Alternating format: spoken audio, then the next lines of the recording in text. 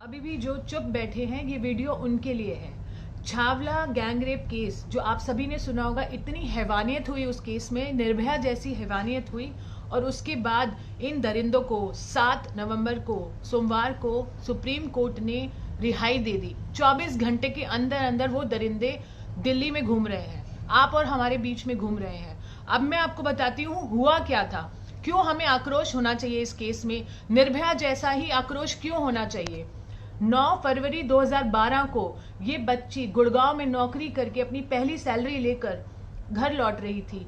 द्वारका में जो थोड़ा सा आइसोलेटेड पैच है, वहां पर इन दरिंदों ने सोच रखा था किसी को अपनी हवस का शिकार बनाना है। और उस दिन इस बच्ची को उनके दोस्तों के साथ उन्होंने गाड़ी में डालने की कोशिश की। उनकी दोस्त तो भाग गई, बट ये बच्ची अनामिका उन दरिंदों के हाथ लग गई। उन्होंने इतनी बर्बरता से बलात्कार किया कि डॉक्टर जिसने पोस्टमार्टम किया वो भी फेंट हो गया। वो बर्बरता क्या थी मैं आपको बताती हूँ। उन्होंने गाड़ी के पाने से उसका सिर फोड़ा, जगह जगह काटा, बियर की बॉटल्स को उसके प्राइवेट पार्ट में इंसर्ट किया और उस एसिड, जो गाड़ी का एसिड होता है, वो उसकी आंखों में डाला और उसकी चेस्ट काट दी। आप देखिए इतनी बर्बरता की उस बच्ची के साथ, और वो तड़पती रही इतने दिन खेतों में। और 3 दिन के बाद जब वो शव मिला, वो भी इन दरिंदों को जब पुलिस ने पकड़ लिया उनकी दोस्तों की गवाही पर कि इस गाड़ी में लेके गया था, और पुलिस ने जब उनकी तहकीकात की और गाड़ी तक पहुंचे तो मालिक तक पहुंचे तो इन दरिंदों तक पहुंचे।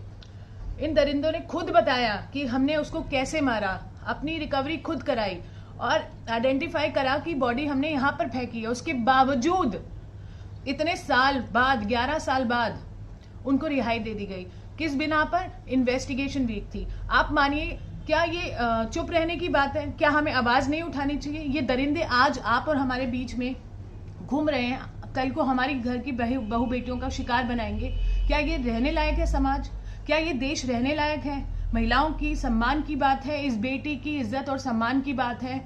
हमें इस अनामिका को न्याय दिलाने में हम सबको आवाज उठानी चाहिए। अगर आपका भी खून खौल रहा है और होना चाहिए